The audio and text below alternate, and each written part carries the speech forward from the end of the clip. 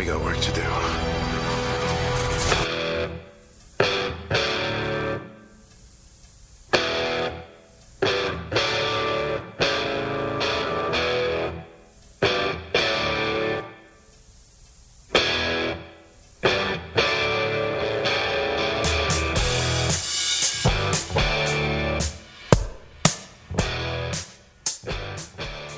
Welcome to How to Hell, a supernatural podcast. I'm Kristen. And I'm Christine. And this week we're discussing season 4, episode 12, Criss Angel is a douchebag. Such a douchebag. Such a douchebag. Have you ever seen a bigger douchebag? Well, what are your feelings on Criss Angel, Christine? I thought he was a douchebag when he was popular. Did you? Back in like 2009 I guess this was like 2000. or whatever, 2008. Yeah. Yeah, I feel kind of bad about that, but I was a David Blaine girl. Okay. That makes a lot of sense. If we're talking street magicians. Definitely David Blaine. And Criss Angel just seems like a David Blaine wannabe with thick eyeliner. I don't know. But yeah, I mean, so this was like his heyday, and like we get it.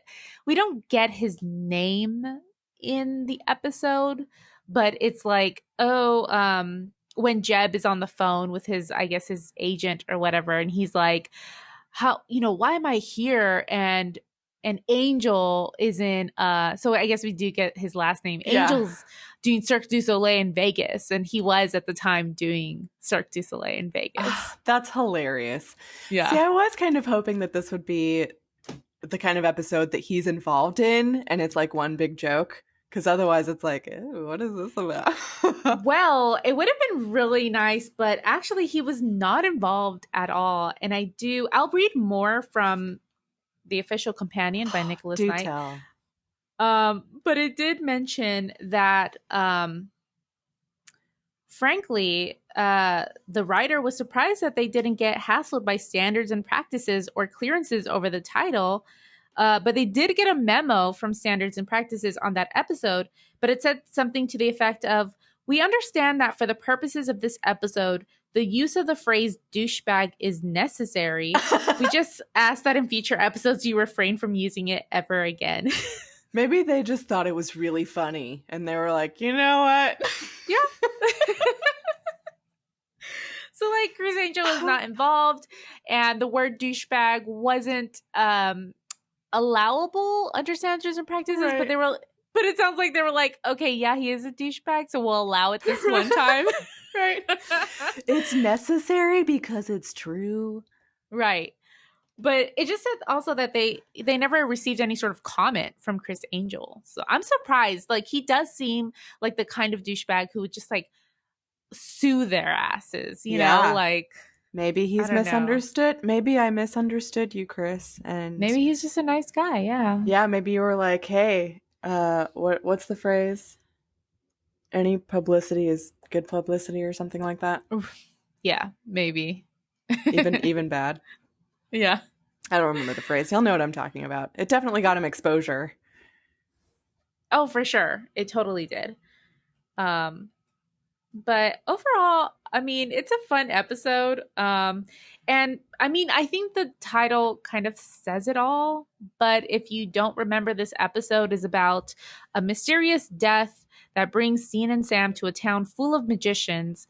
And then Sam and Dean must reverse the spell. This is the worst description ever. That's pretty bad. Yeah. They must reverse a spell. Okay. But I yes, don't know it's that true. that really describes it, but No, not at all. More like Sam and Dean investigate the activities of a trio of magicians who are using a grimoire to execute real feats of magic. There we go. Although that's incorrect as well, because it's not a trio of magicians using the grimoire. Right. So, I know we have a few announcements before we go on with our episode today. Yeah, just wanted to bring up our Patreon stuff again. We do have an upcoming interview that we're going to be putting on the Patreon that we did with Alana King. She was so gracious and so wonderful to talk to. And we're really excited about it. We just really enjoyed getting to talk to her. And if you're not a patron already, you can be a patron for just $1 a month if you want to throw us a bone. And also get access to our extra content. And yeah, that's going to be on there. And I feel pretty proud of that. Yeah, she was so amazing. If you don't know, Lana King is a YouTube star who like has I mean she's so successful and she has these amazing videos um focused on like the fanfics that she loves, but mostly focused on Supernatural and the fandom. I said fanfics, but I meant fandom. Sorry. But she does things like videos on all the conventions, attends all of them, and shows you like how fun it is, and also just how what it's like to drive in an Impala. That was one of her most recent videos. So she's really amazing on YouTube if you want to check her out. Alana King is her name. We also follow her on Twitter, and she's always posting some great content. But it was really amazing to have her on and to talk about her experience with the Supernatural fandom. Yeah, it was a great experience. Maybe we'll end up going to that convention in Dallas and we'll get to meet her and it'll be awesome. That would be awesome. We'll see about that. And if we do go to the convention, we're going to be wearing our shirts, which was the other thing I wanted to talk about. Yeah. We still have our shirts up. They've got that really cool design of the Impala coming over a hill with like a spooky background, spooky sky. And we were really happy with the design. Hope y'all like it. I got my shirt, and they have what's cool about the website that it's on is that they have a bunch of different styles. So I really thought it was just going to be like the men's and women's versions of t-shirts, and that's the only option. But they had that slouchy V-neck, and I said yes, please. Yeah, and I said yes, please, as well. So to cute. the slouchy V-neck. I know it's so cute on both of us. It's really flattering. And yeah, so if you would like a Highway to Hell podcast t-shirt and want to support us that way, check it out. The URL is tpublic, TEE public.com/user/Highway to Hell podcast. The user part is weird, but whatever. Let's go with it. Yeah. But if you're not looking for a t-shirt, we also sell that design in the style of a sticker, in the design of a mug. I think we can do in a tote bag. It's all on there, so it's pretty cool. I haven't gotten a mug yet, but no. But I was just thinking that we should get mugs, right? Yeah, and we just drink them at work, right? MBD. Yeah, repping myself. Yeah, no big deal. Just have my own mug. Yeah, pretty cute. But yeah, and I think that's about all that we had. Was there anything else? No. Just check that stuff out. It's really cool.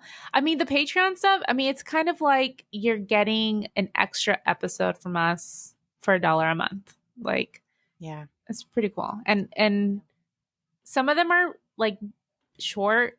Some of them are really long, like the most recent one. So yeah, oops. I just kept on talking and talking and talking. So Kristen wouldn't shut the fuck up about vampires. Right. If you want to hear me, I couldn't even finish my sentence because I was sounding mad about it, but I'm really not mad. It was great. No, I was mad about it. Like when I was listening back to it, I was like, damn, I won't shut the fuck up. So if you want to hear me just talk endlessly about vampires, and also hear us just generally talk about creatures, right? Then go, check that out on Patreon.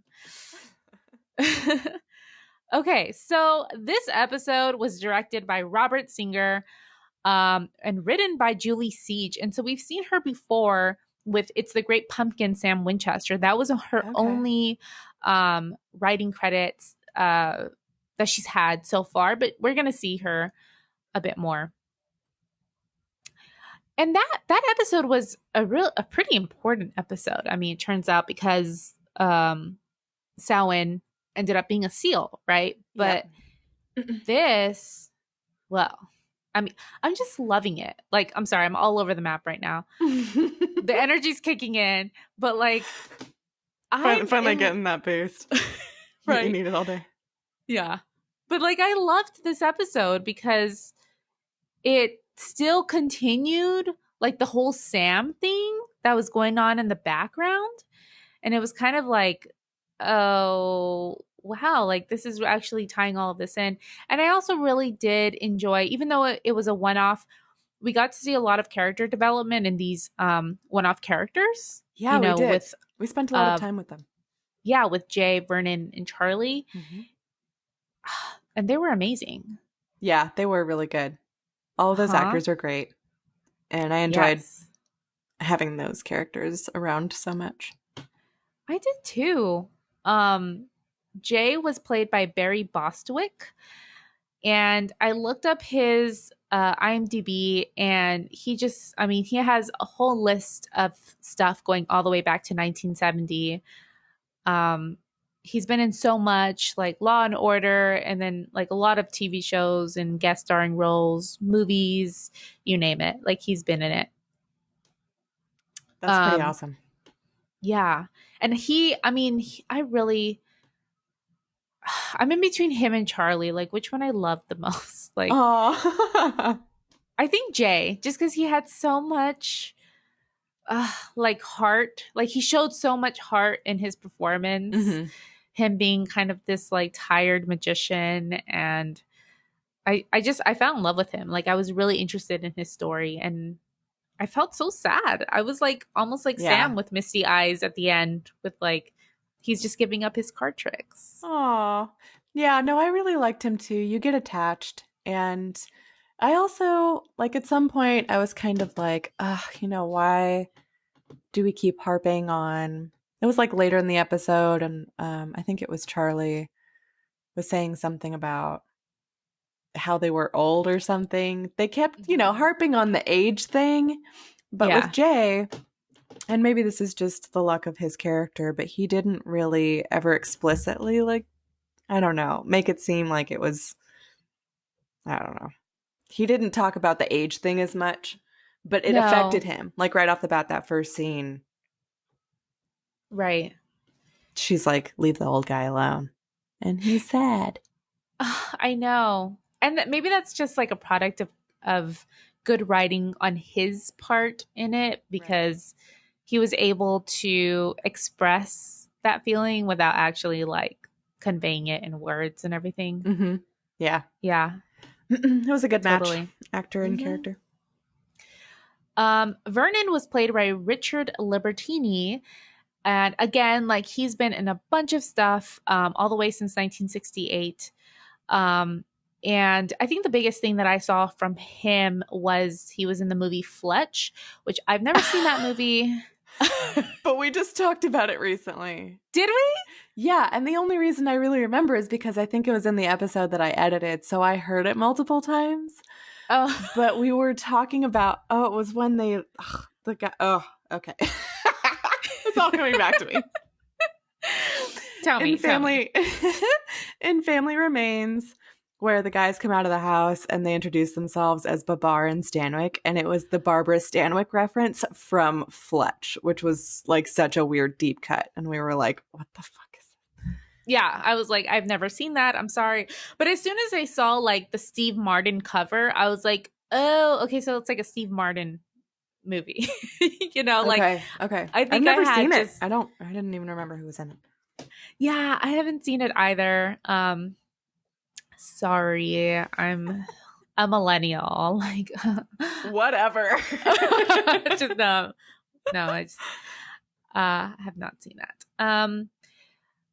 And then we have Charlie, and he was played by John Rubinstein, and I immediately recognized him, although I was like, Yeah. I'm not sure where you're from.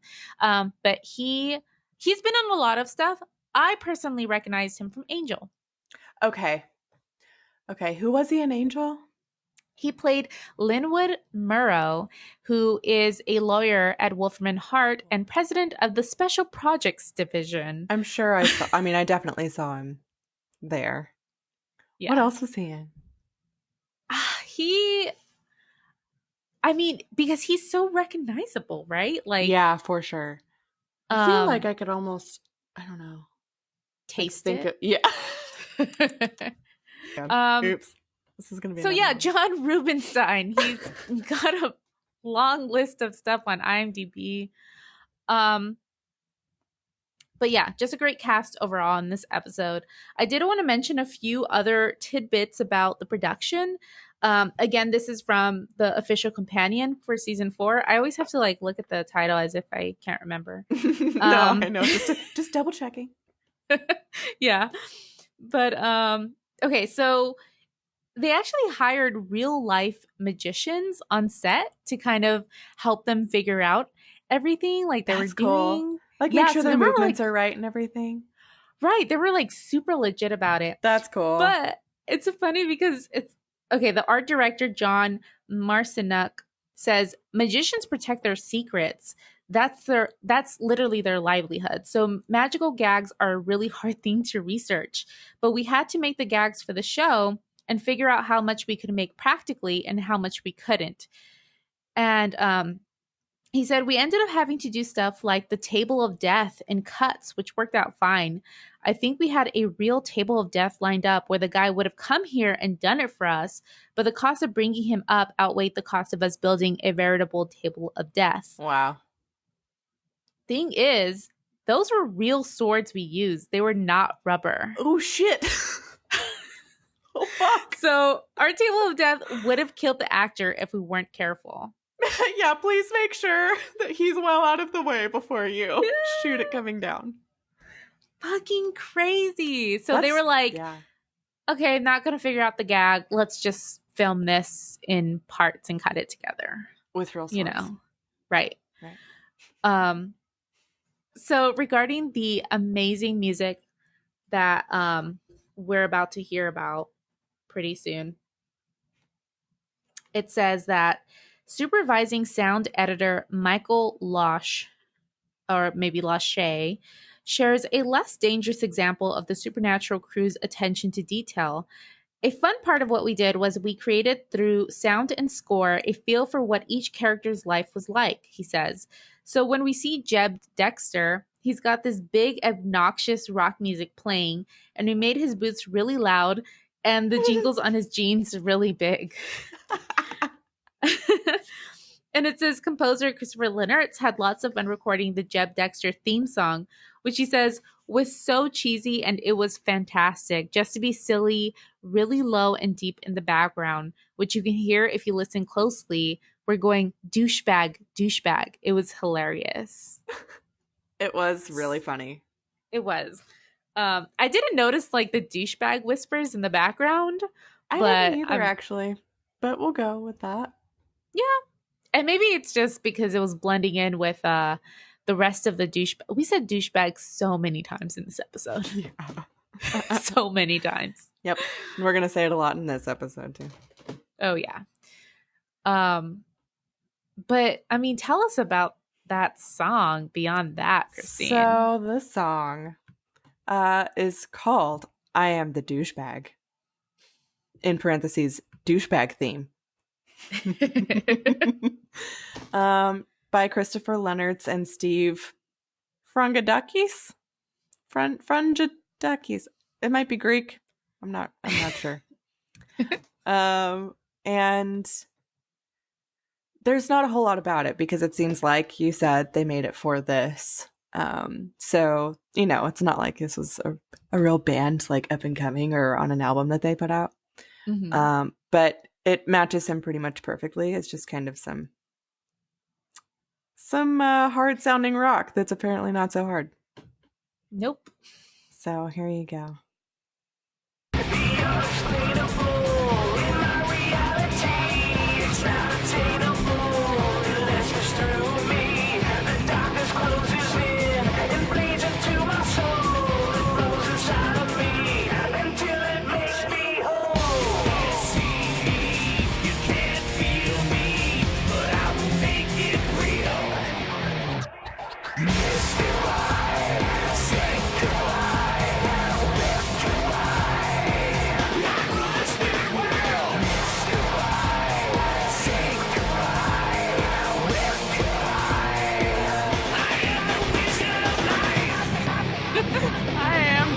Wizard of Life.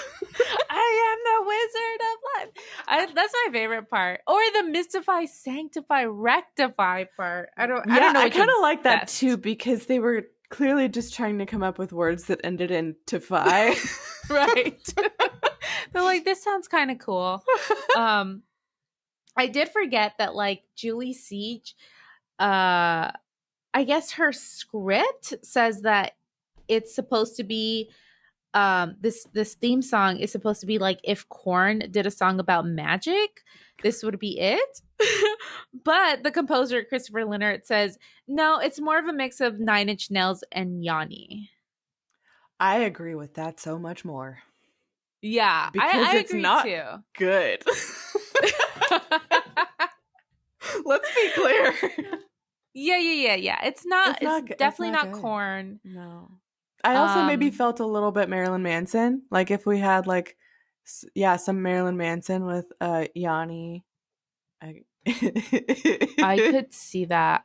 I could see some Marilyn Manson there. Oh man. But it's fun for sure. It's a They did fun a great theme. job. Yeah. Yeah. Well done. And so I know, I'm so glad that they actually I don't know, like did that just for this episode. Yeah. Yeah, it was obviously a hilarious idea and they just were like, "Oh yeah, we have to do that." And the other song that we have, I'm not going to play because it was just in the background, but it's called She Makes Me Fall Down by Buva. Buva. Buva. And this plays when Sam and Dean meet Jay in the diner. I don't like that song either. I don't think I had heard it or noticed it. Well, like I turned it on and was like, oh no. No. This isn't going on the podcast. I'm just going to turn that off. Right. Yeah. And that's it. Well, so this episode begins with a recap and it's pretty serious. It's pretty fucking serious. We get like that moment where Dean is being asked, or I'm sorry, Sam is being asked by the demon, like, tell me about those months without your brother. So, like, what the fuck were you doing? Right. Yeah. And then we see Sam is using his powers. Dean's all pissed about it because he found out and, he doesn't want him to go dark side or whatever. And Sam apparently doesn't have the juice to take on Alistair. And it focuses on that line from Alistair. He doesn't have the juice. Mm-hmm. And then fucking Ruby comes and says, that Sam knows exactly how to tone up his powers, but he argues that he doesn't do that anymore. So we're like real close. What is it? I know you had like a few predictions about it. Mm-hmm. A few thoughts. I don't think that I had written them down because I think you were still like kind of formulating them. Yeah, but I don't think they're right. So, yeah, I mean, it could be anything at this point. But Sam's kind of fed up, we know at the end. But first, it's Magic Week in Sioux City. We get this poster hanging on a street lamp, and then we go into a local bar where there's like a bunch of magicians just hanging out and drinking, including an older man who's showing the bartender a card trick. And there's this like nearby drunk magician who's like wearing a cape, who's like heckling this older guy, and kind of like as if this older guy's a loser, but also this guy's wearing a fucking cape. Like, fuck you. Yeah. Who the fuck do you think you are? Yeah. And then I was like, oh, so it's an episode of Douchebags. Oh, yeah. Just a bunch of magician Criss Angel isn't the only douchebag. Yeah. Have you met a magician before, Christine? I have a great magician story. Please, before we get into this, tell me. When I was little, we would have, I don't know how my parents found him, but there was a magician named Mr. Ford. And he would teach at the all-boys school. I think it's St. Anthony that does the summer classes here in San Antonio. Mhm. and he would teach the magic summer courses for kids. And that might have been where they found him. And so for a couple of my birthday parties, I think when I was little, they hired him to come and do magic, and he was a huge hit. He was just like, I just have such warm, wonderful, fuzzy memories of Mr. Ford. I loved him so much. He was so Aw. sweet, and all the kids loved him, and he had really funny jokes, and he would like kind of act like he really did have like an act, even though it was just for kids. He would Uh-huh. like mess with them and just be hilarious. And I Aw. loved magicians after that. How He's just the funny. sweetest old guy, and he was elderly when I was little, and I don't remember when he passed away, but such a great guy. I was not at all expecting you to actually have this experience with a magician. I know you Wow. weren't. I didn't expect to be asked, but Mr. But Ford here we made an are. impression. But that's so sweet. Oh my god. Yeah. I How about unfortunately do yourself? not. Oh. I think I've seen magicians at birthday parties. I hated them. Yeah, you're like, that's stupid. Yeah, I was always kind of that kid like, oh, fuck this, Mm-hmm. Let me Yeah, see, we just did eat. mine when it was like, we were like 6 and 7, so we were little enough to still be into that. By the time you're like 8 or 9, you're like, this is dumb. Yeah. I don't want to go up there. No, I don't. No, Leave I me don't. No, alone. I don't want to pull the handkerchief. No, I don't want to be the assistant. Thank you. Damn it. um so this stupid drunk magician is heckling him, and the the older man we later know is Jay. He's like asked the bartender to pull out a card from the stack. She pulls out like the 3 of clubs, and he's like, okay, so let me put it back. And then the drunk magician goes over and like ruins the guy's trick and pulls the 3 of clubs from his pocket. And the bartender's like, why are you so mean? Can't you just leave the old man alone? And then Jay, the older man, is just like so sad. Like he just looks so embarrassed. Yeah, he looks embarrassed, and that's like the most heartbreaking thing. I can't deal with old people not being respected and having their dignity. Like it really, really bothers me and makes me so sad. Yeah. Yeah. And we And totally that saw it on his face, and I was just like instantly heartbroken. I know. And I don't know if she really meant it like as old man. Yeah, I think she dumb and she didn't think about what she was saying before she said it. And then it was like and then she looked like, oh no, I didn't mean to say that. Right. Yeah. I don't know.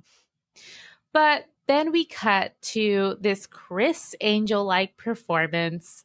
A guy is floating onto the stage, and then we can hear like this music in the background, and it's the douchebag theme. And I think the lyrics that are playing at that moment are, "You can't see me, you can't feel me, but I will make it real." So fitting. I know. And the other magicians are sitting in the audience, including the one that we saw at the bar. Um, and they're just like commenting on all of this. They're like, is he wearing eyeliner? And then all 3 of them at the same time say, what a douchebag. So perfect. It is. And then the performance stops as like as Criss Angel dude, which we later know is Jeb Dexter, that's his name, Uh-huh. yells that the light isn't following him, it's not on him. So I think it's Charlie that starts talking, and he's like, maybe he is a douchebag, but he's playing the main stage and we can't even afford an assistant. um and it might be Jay, and he's like, fuck this, I'm doing the table of death tonight, I'm doing it. And his friends are like, no, no, no, no, Houdini wouldn't even do that one. Yeah, And the whoa, last whoa, time, whoa. yeah, Buddy. and the last time he tried it, he like almost died. So um yeah, they're warning him against it. But Jay's like, he's gonna do it even if it means it kills him. Ugh. So I love I love every shot in this episode because we cut to Jay. He's on stage. It's not the theater where they were in with Jeb Dexter doing his like big floating thing, but it's this like dark, dingy, empty nightclub. And it's the camera starts off with this audience member like yawning. Yeah. And it also seems a lot smaller. Like the chairs are like kind of right up close to the stage and it's not a Yeah. theater. And there aren't a lot of people there. Uh-huh. Um, and so Jay like lays down on the table of death, and we see it's just a table, but up above there are these swords, and I think it's 10 swords. I guess we later find out, although it looks like more above him. So like it could possibly it's supposed to like fall on him, right, and kill him. He's cuffed to the table with like iron chains, and there's like an assistant helping him, and then Charlie is assisting him. And Charlie notices that the handcuffs look really tight, and he whispers to him and asks if he's sure that he can slip them. And he's like, yeah, I got this. Like he just tells him to go on. I got such bad vibes. Oh yeah, it was so nerve-wracking. Oh, like that every is so time it nerve-wracking. happened. And so Charlie leaves his side. Jay just looks up at those iron spikes waiting to fall on him. And Charlie walks to the back where Vernon is watching, and he lights a rope on fire. And so I guess once the rope burns, the spikes will fall down. So at the same time, we see that younger drunk magician from earlier with his assistant coming out of the bar. And she's like annoyed with him. She's like, we have a show in an hour. Like, are you going to be able to make it? Or, are you going to be on time? Mm-hmm. And then we see the curtains closed on Jay as he's trying to struggle to get out of the table of death. And then all of a sudden the spikes fall, and it looks like they impale him. Like it really looks like he's gutted. Did.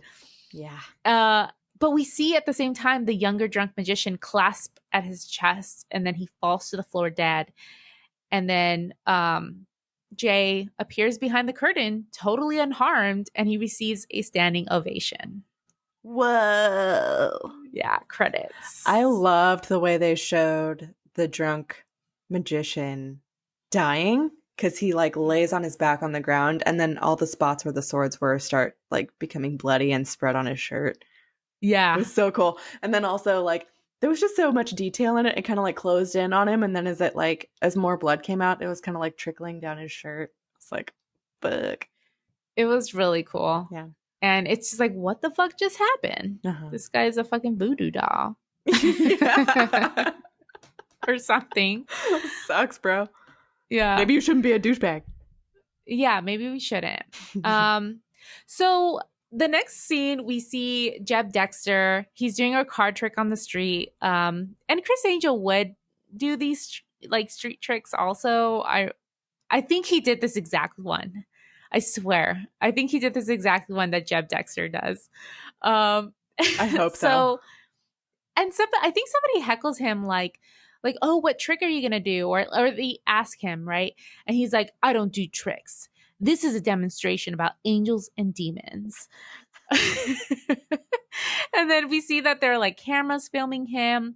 Sam and Dean walk up, and Dean calls him a douchebag. And it's like, okay, this is going to happen a lot. Mm-hmm. So Jeb Dexter warns the crowd not to touch him no matter what, because it could be dangerous. And he closes his eyes and takes a deep breath, and he just like starts spazzing out like he's like fucking speaking in tongues. And he yells, "Go back to hell, demon!" Points his hand at the store window that's like next to him. And the cards just go flying out of his hand, and then an ace sticks to the window. And then I love it. He touches the exact spot where the ace is on the window, and then it's on the other side of the glass. On the other side of the glass. There's just like a squeaking like as he like puts his hand over it. That's the kind of shit that David Blaine would do too, but it was so cool.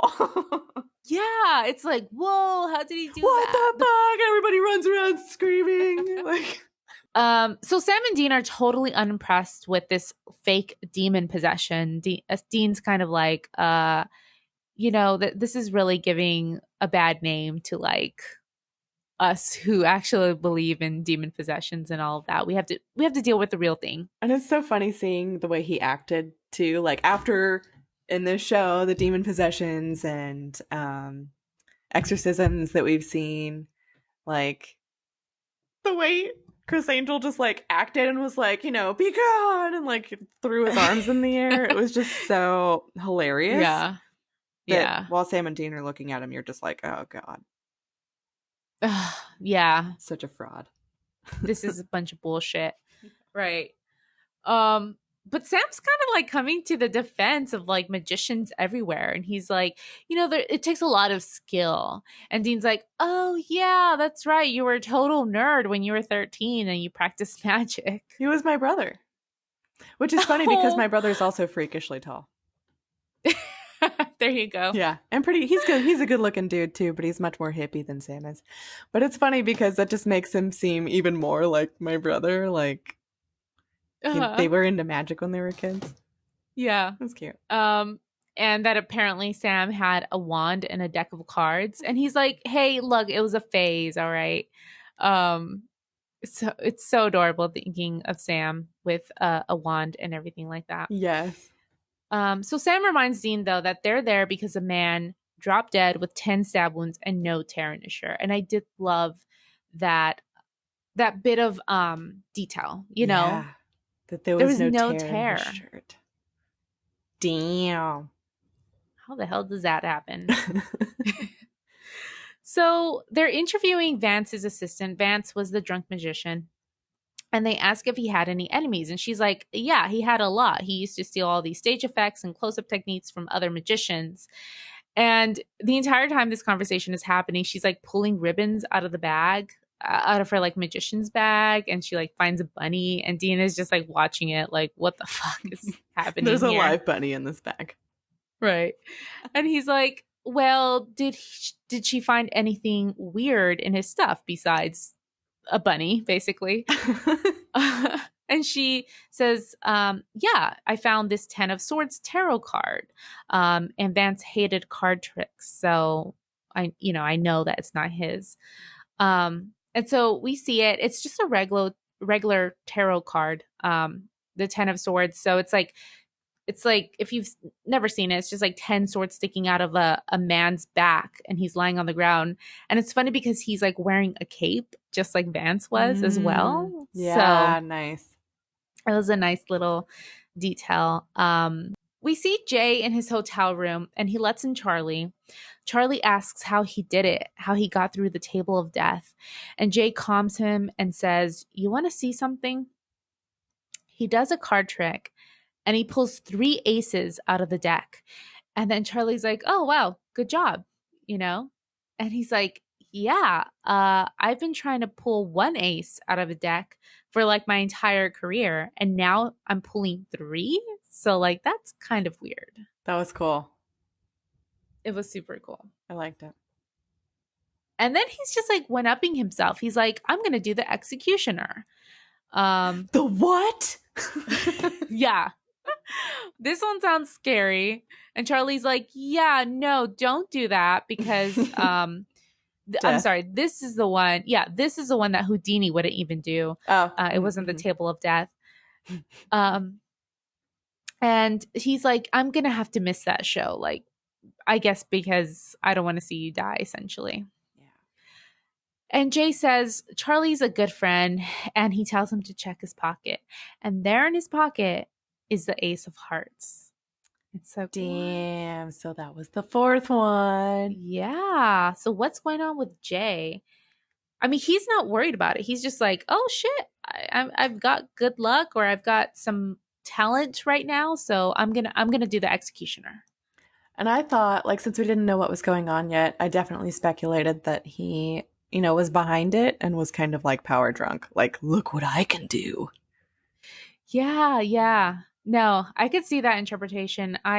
Watching this episode, I was like, okay, I think I know who it is, but I don't remember. And it was like Jay seems like the culprit Mhm. because, They set him up that way. yeah, well, all of this stuff is happening to him and he's just fine with it, Uh-huh. you know? Mhm. So at the venue, Jeb, and this is the main venue, Jeb is complaining that he doesn't have Angel's gig in Cirque du Soleil. And then he starts this interview with Jay. And of course, he's a total fucking douchebag. Yep. First off, he doesn't want to call Jay by his real name. He calls him like, Jim or um, something? yeah, Jim. And he's like, oh, actually, my name is Jay. And then Jeb is like, oh, yeah, whatever. Just fix it in post. And I don't know if you noticed this, but we cut from that to Dean questioning Vernon in a nearby table. And he's asking if the tarot card was his. And in the background, we could just hear Jeb yelling at like the producer or whatever, cut it in post, cut it in post. Being a douchebag. So still telling him, yeah. Um, but Vernon says that it's not his tarot card, but there's this other dude who uses tarot cards, and Vance ran into some problems with him. So he says, go to 426 Bleecker Street and ask for Chief for more information. I was kind of surprised that Dean fell for this. Because I could tell they were lying. Yeah, because he's not like looking him in the eye. He's kind of like just off the bat coming up with this. It wasn't like, Then they had a you whole know, story like, oh, this is the kind of thing that'll throw him off our scent. And like when Dean gets up to leave, they kind of look at each other for a second. And it wasn't like super meaningful, but I was like, I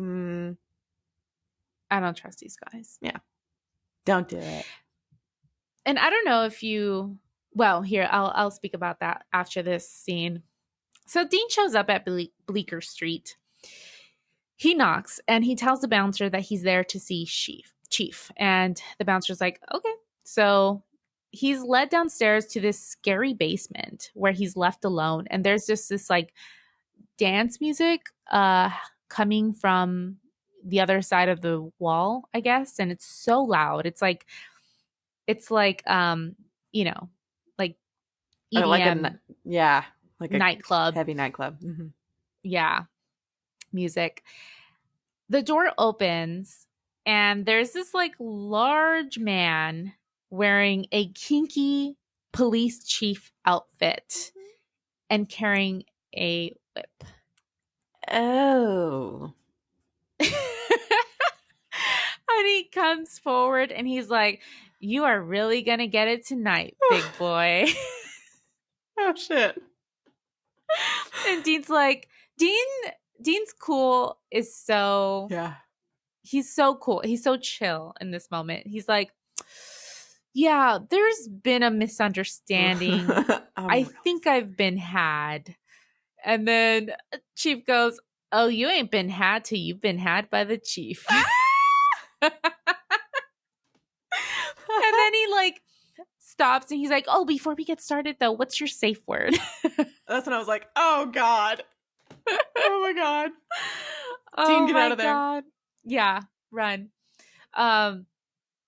So this is supposed to actually be a reference to a police academy scene.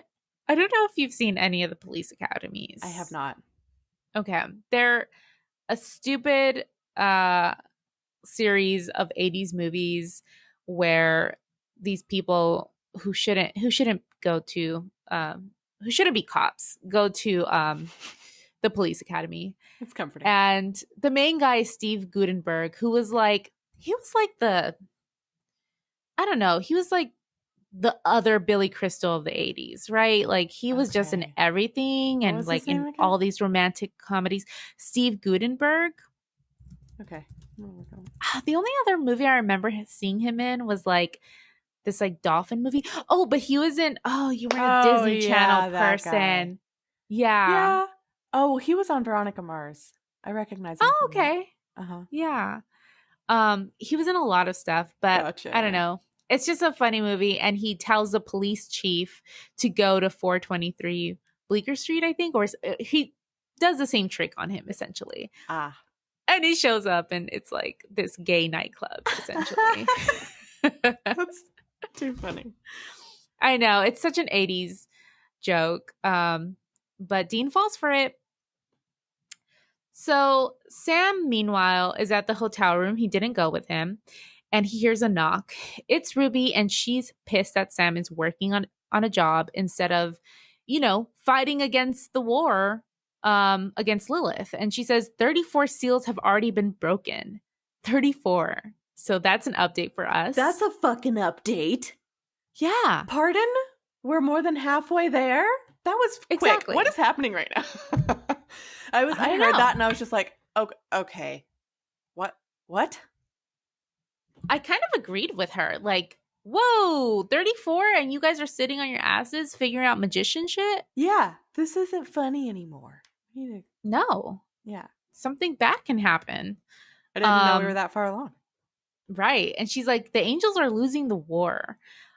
We need to do something. Somebody needs to do something, she says. And he's like, what? And that someone is me? He kind of gets pissed off. He's like, I don't know where those seals are. Like, what the fuck am I supposed to do?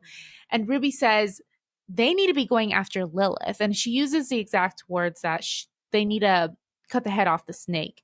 And he's like, and she mentions again, look, if you just used your powers, we would have Lilith in the bag already. And he's like, I don't have an issue with the psychic powers, but she knows what he has a problem with. And she's like, tough. It's the only way. And then she says, this would be way easier if you could just admit that you like it. I was like, shit, what is it? Right. But she has a good point. She's like, it's what we're talking about here is Lucifer rising and the apocalypse happening. Yeah, it's not a small thing. No. Yeah. It's kind of a big deal. Kind of a big deal, and it's going to have some really big consequences on them. Yeah. And Sam's all about, saving the innocent. So why wouldn't he be all about saving all the innocents? Right. Yeah. So Sam and Dean meet at the club where Jay's going to perform his next trick. They go up to Charlie and Vernon and they say that it takes more, or they're like all pissed about it. But Charlie and Vernon, I fucking love them again. They're like, it takes more than a fake badge for them to be tricked. That was really good. They're like, nice try, boys. Yeah, we've been in this game a long time. Yeah. Like, we know what's up. They're seasoned. Uh-huh. And Sam and Dean pretend that they're actually aspiring magicians trying to learn new tricks, which was not a good cover. Yeah, it wasn't great. Yeah, and one of them's like, what kind of tricks? Or what kind of show? And they're like, oh, a brother act, where we do this or whatever. And they're like, okay, I guess. Yeah, all right. Not great. So all of a sudden, Jay's performance starts which kind of saves him in that moment. He's doing the executioner, he announces, and a noose appears.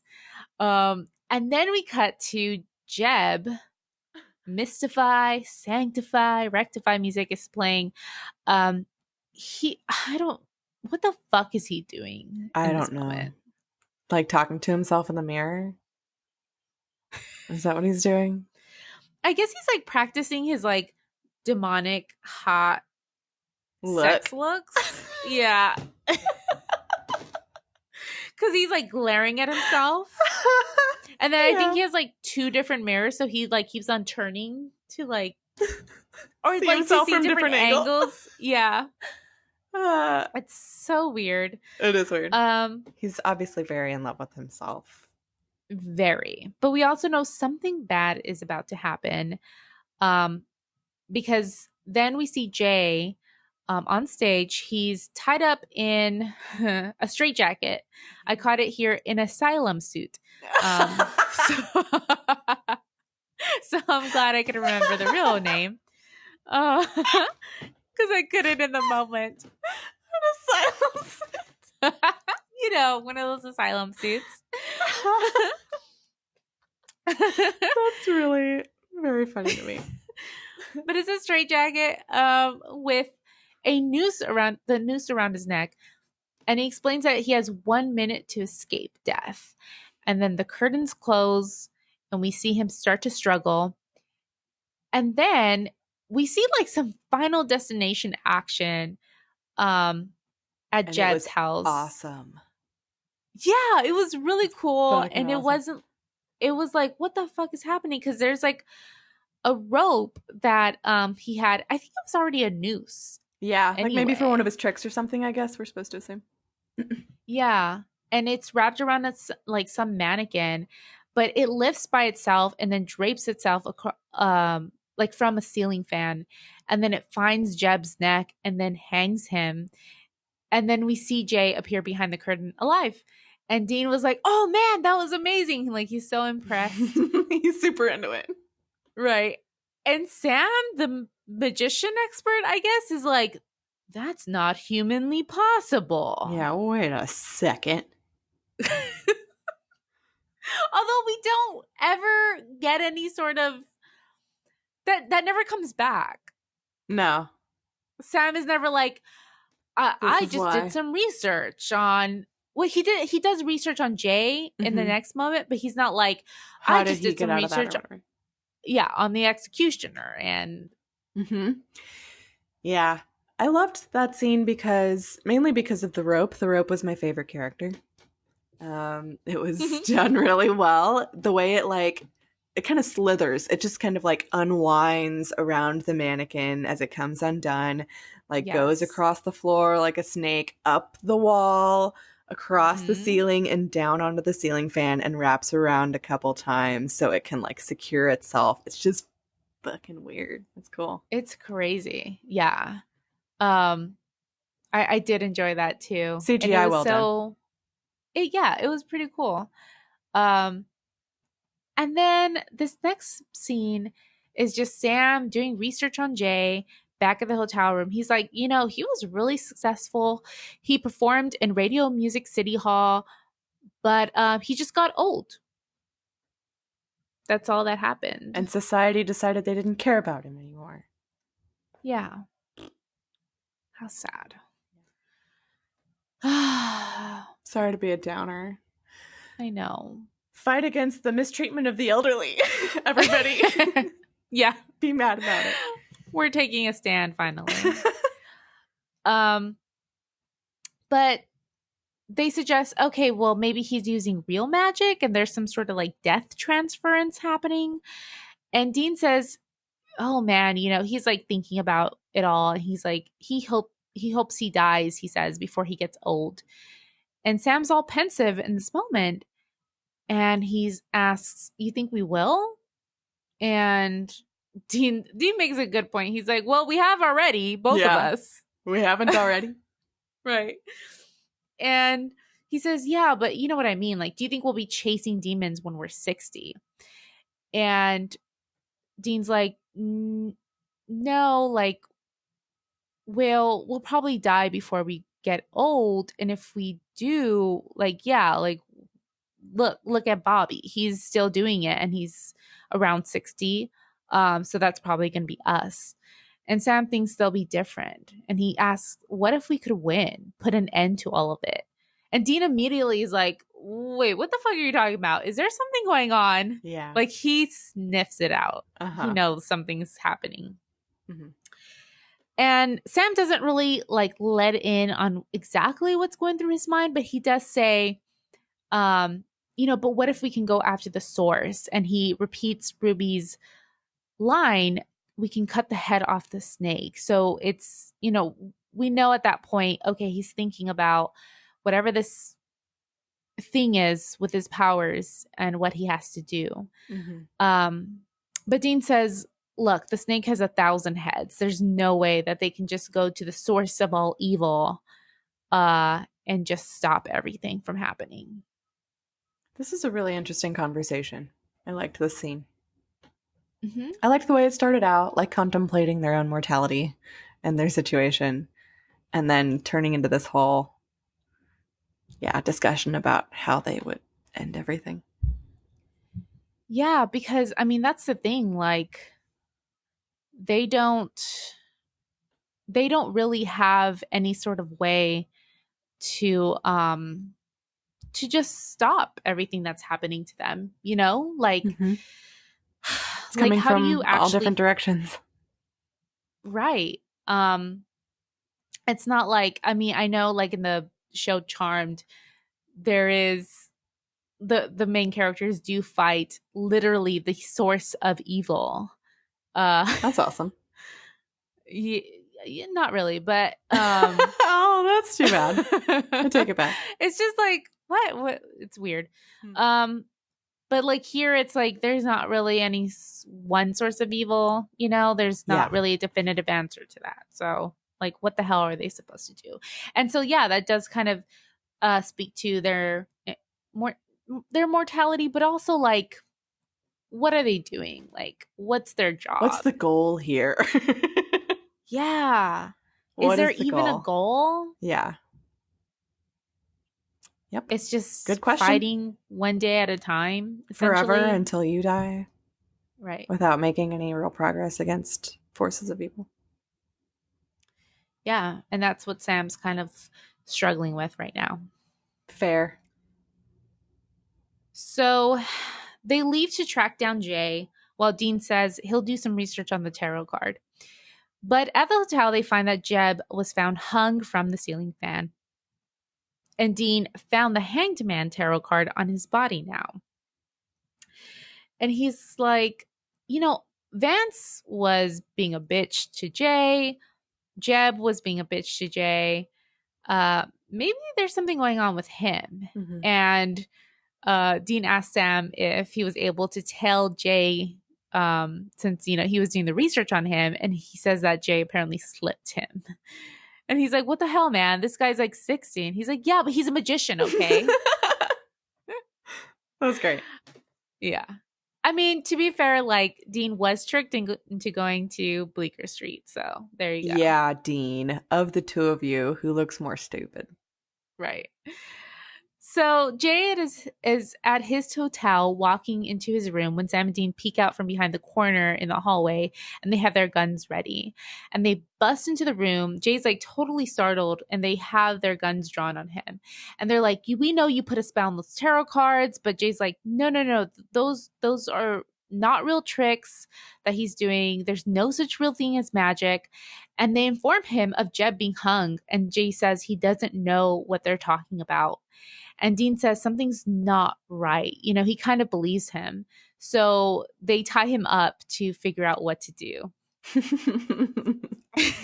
And I love this scene because they're you know, Jay's tied up in the chair and you know, they're chit-chatting. They're like, you know, whoever it is, it's obviously someone in Jay's corner. They name Charlie and Vernon, you know, because they're friendly to him.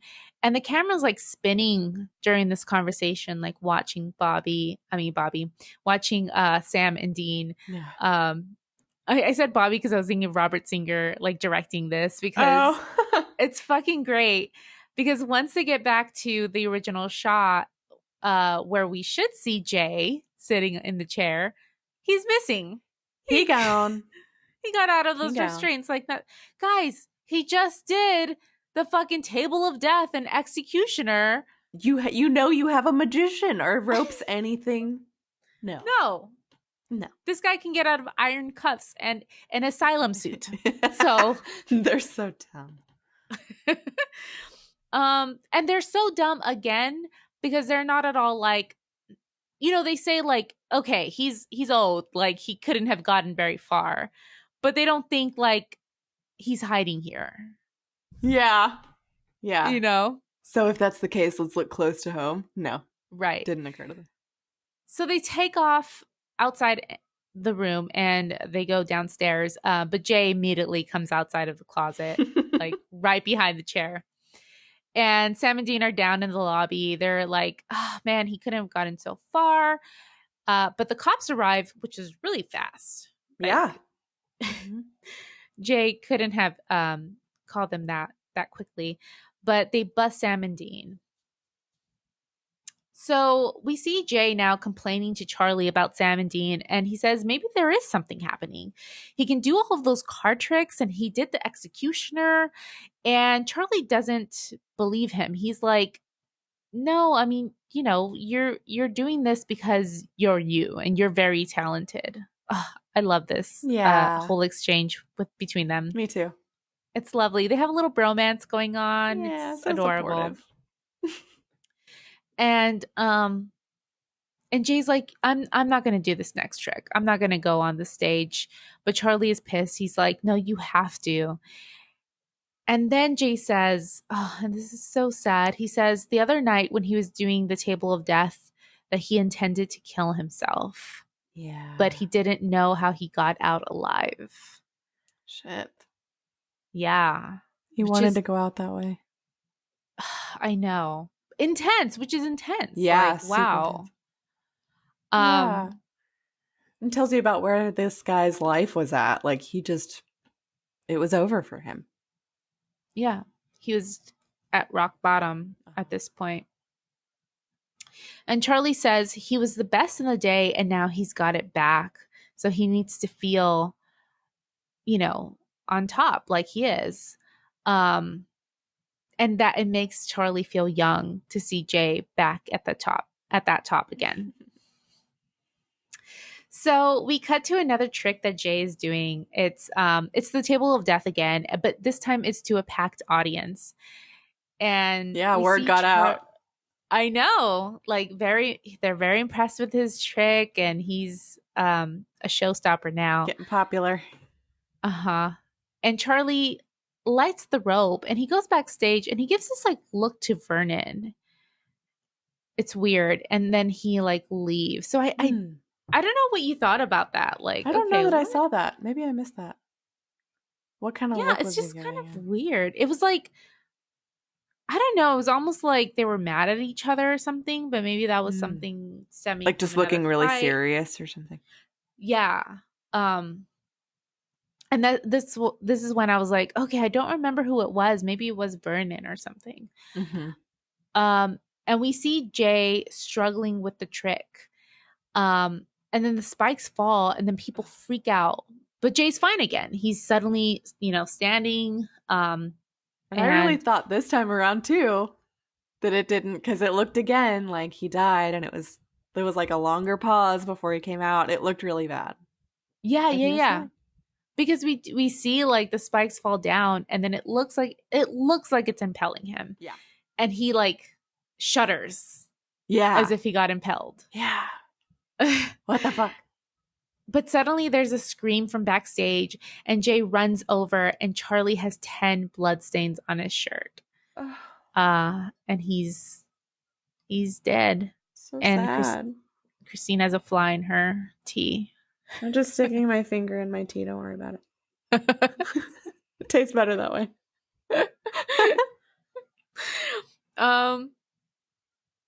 So yeah, Charlie's dead, and it's so sad. It is so sad. What a way to go, man. Right after his his pumped up speech to his best friend about, their success and everything. It was just a big bummer. And at the hotel, Sam and Dean show up to meet Jay. He's dropped the charges, so he, called them. And they go to a bar, and Jay explains his long relationship with Charlie. He says that, he was basically his brother and everything, and he should have listened to them when they said his trick was killing people. So he believes them now. And he's like, but somebody's doing this and they're killing Charlie. So they said, whoever's doing this, they like him. They like Jay and they're close to him. So did Charlie and Vernon get along?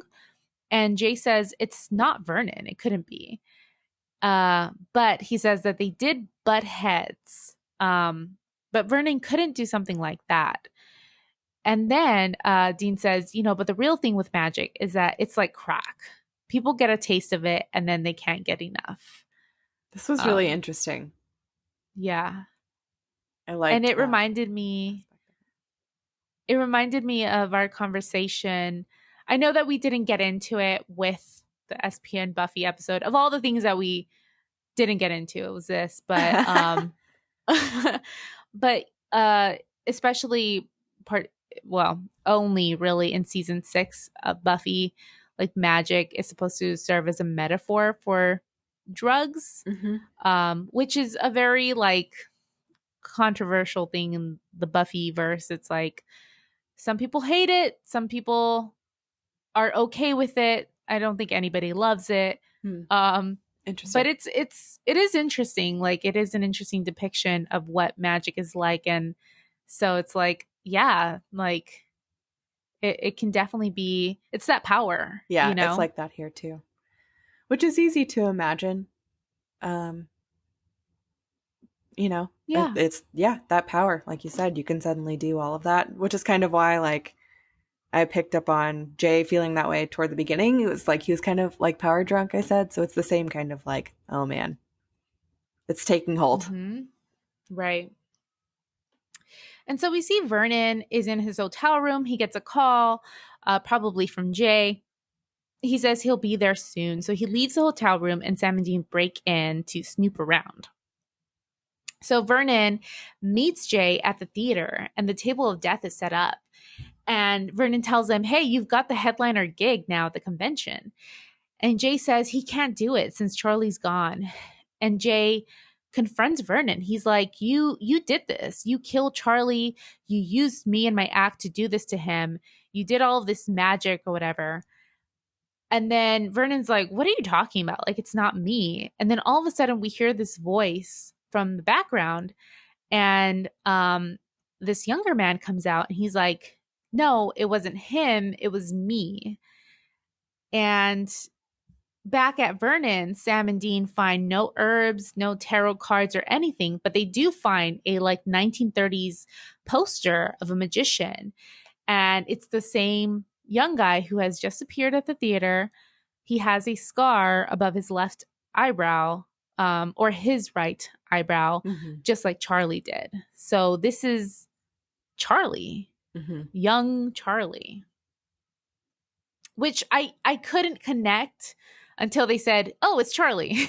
Right. Like, You know? oh, Charlie. Oh, okay. Right. Got Didn't look similar to me. No, that's okay though. So he's like, "Yep, it's good being 28 years old again." And he explains to Jay and Vernon that he got a grimoire from another magician named Barnum. And Is that like a he did Barnum and all. Bailey? Mate, what's that? It's like the ring, right? Like the circus is the Ringling Brothers of Barnum and Bailey. Oh, maybe it is. I wondered I if don't it was know. a I Barnum and didn't Bailey reference. see any reference notation on that, but perhaps, yeah. Yeah, you're right. Ringling Brothers and Barnum and Bailey. They were a thing. Oh, back in the day. Right. Of circuses. Right. Well, and he says that this like Barnum dude gave him this grimoire with all these different spells, and he basically like did all of these different spells except for the very end one, which was immortality, which is pretty cool that that's included in the set. Yeah. Yeah, sweet. And then Jay's like, "Oh man, like my card tricks," and he's like, "No, that was a different spell." But it basically was a spell, and it gave Jay the ability to do everything that he did. And Jay says he never wanted this, but Charlie explains that he saved his life. He told him, he wanted to kill himself, and thanks to him, he didn't. And he says, the second time is even better, for living. So this is going to be great. And he says, who else? Jay's like, who else has to die so they can live forever? This isn't right. We can't do that. And then all of a sudden, Dean and Sam show up, and Dean's like, not so fast. And they come up with their guns. And Dean says, immortality, that's a pretty neat trick. But then a rope appears, the same fucking rope from before. And it's like slithering over and wraps itself around Dean's neck.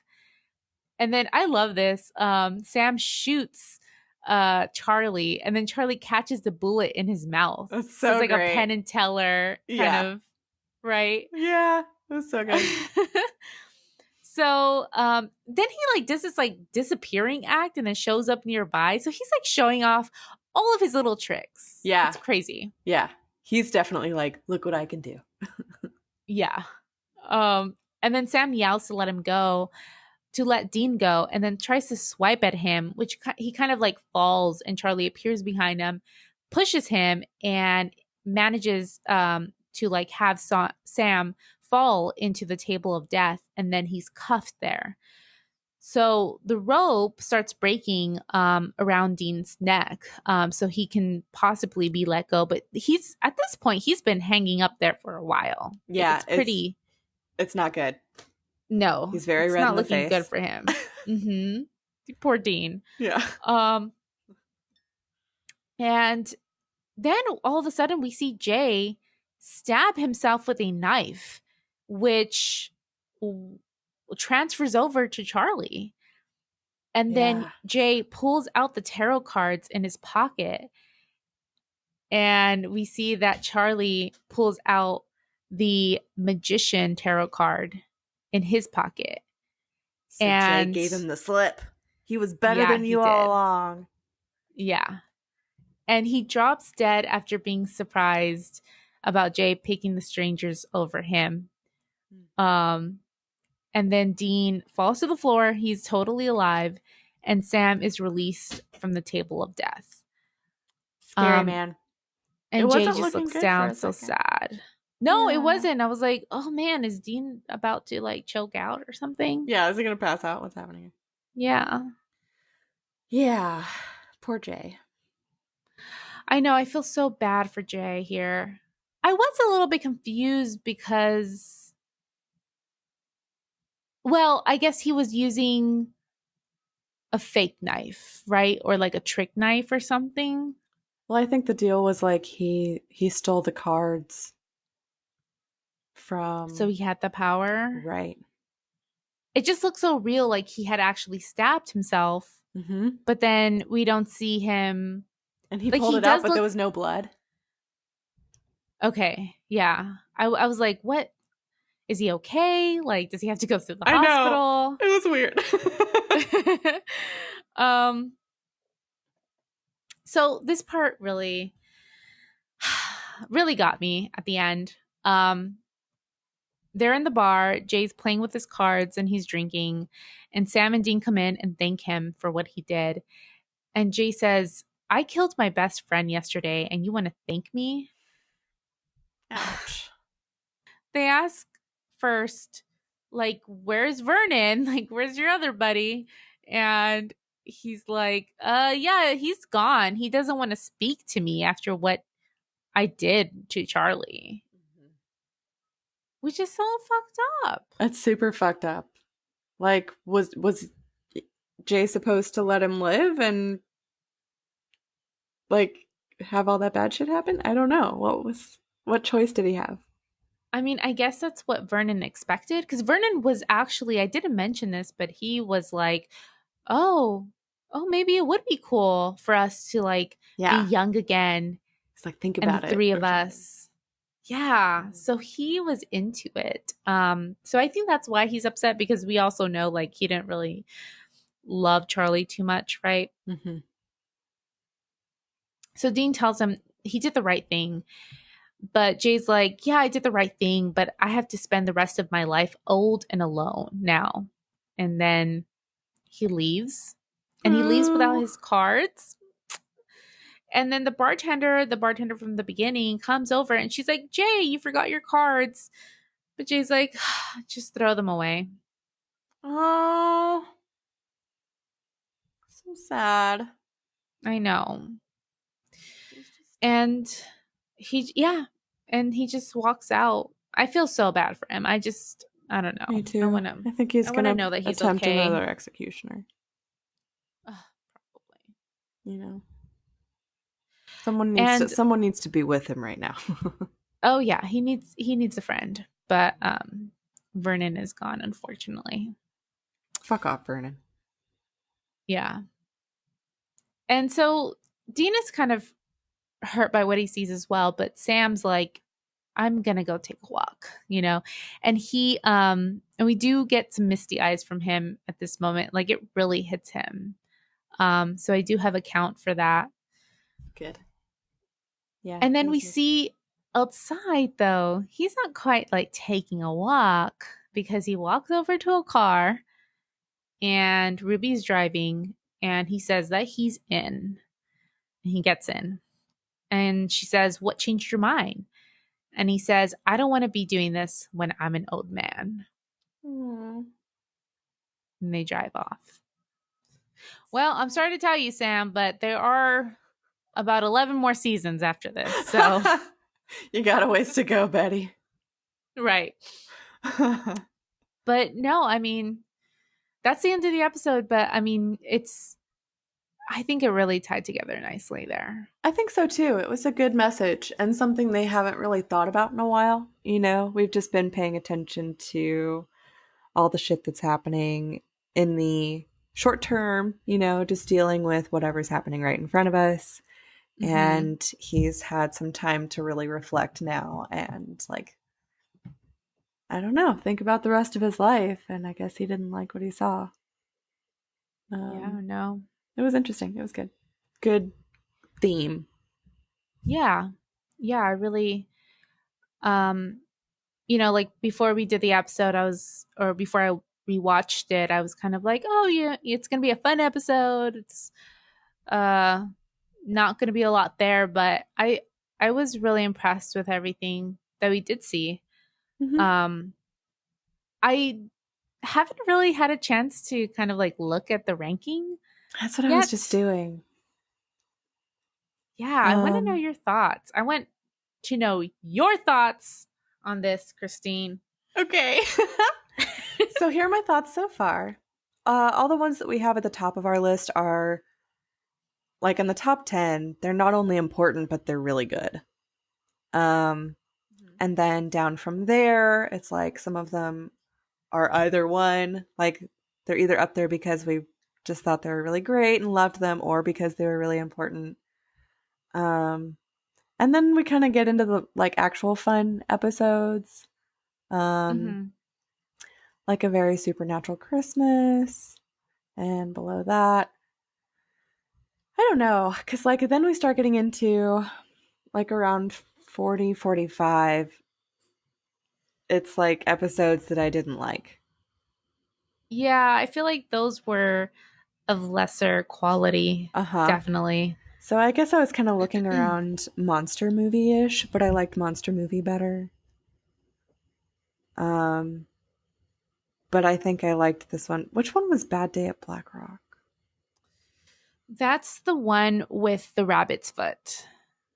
Okay. So, and the one when we first meet Bella. Okay. That was a pretty good one too. I don't know. I Yeah. think it's kind of for me like competing at 35 with Bad Day at Black Rock. I don't know how you feel about it.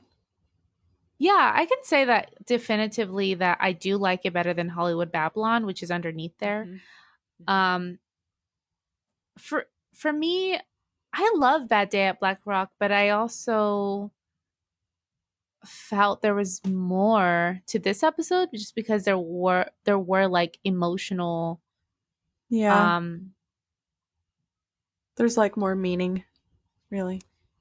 yeah, and that's what really got me. So I kind of see it as above Bad Day at Black Rock. I'd be fine with that. So Criss Angel is a douchebag. When will we get an amazing title like that again? I don't know. It was so good. I was Yeah, excited for it a few episodes back when I saw it. right. So Criss Angel as a douchebag is going in as a new number 35, and this one's going in the trunk. All right. Well, we're moving from a very funny but also very sad, just kidding, it's not that funny sometimes, it's kind of Yeah. upsetting, to another one that is just as amazing. We're going to get some flashbacks. I mean, it's going to be Pretty great. We're gonna see Dean in some shorts also, and I'm really excited about that. Oh, hell yeah. um, but the next episode is after school special, and we have a very special guest with us for that episode. Yay. Yes. So I know we mentioned, or Christine mentioned at the top of the episode, that we interviewed Alana King for our Patreon, but Alana King will be joining us again for the after school special, and we're so excited to have her back on. She was a treat, like we said, and it'll be so nice to talk to her about this very amazing, fun episode. Yeah, I think told her she chose it, right? Did she choose to be on this one? Yeah, so like she's doing the whole Supernatural rewatch during the hiatus that's happening, on Twitter at the moment. And there's this like she's doing season 4, or they're all doing season 4 in June, and so it's like I gave her the options, here's what we're doing in June. She was like, oh my god, after school special is one of my favorites. So it was perfect timing. Yeah, so we're excited to have her on for that. It's gonna be great. It is gonna be great. And I think the Patreon episode will release at the same time as that episode. So be on the lookout for that on Patreon. You can find us regularly on highwaytohellpodcast.com for the ranking and all of our trackers. You can also find us on all the social medias at socialmedia.com. Yes. At Highway to Hell Podcast. Damn, I like the way you think. Let's make socialmedia.com and then you can just get to all of them from there.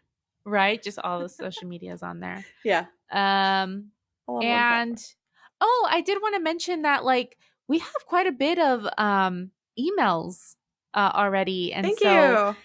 At some point, as basically like whenever Christine and I have a moment in our life to record another mailbag minisode, that should be happening soon. So if you guys hear this before then, send in your questions and let us know your thoughts and all of that, so you can make it into this minisode. That those emails can go to highwaytohellpodcast@gmail.com, of course. And if you have any thoughts you want to share with us verbally, you can do that at our voicemail, which is 908-516-HELL, 908-516-4355. Well, until next time, we'll see you on the Highway to Hell. Bye.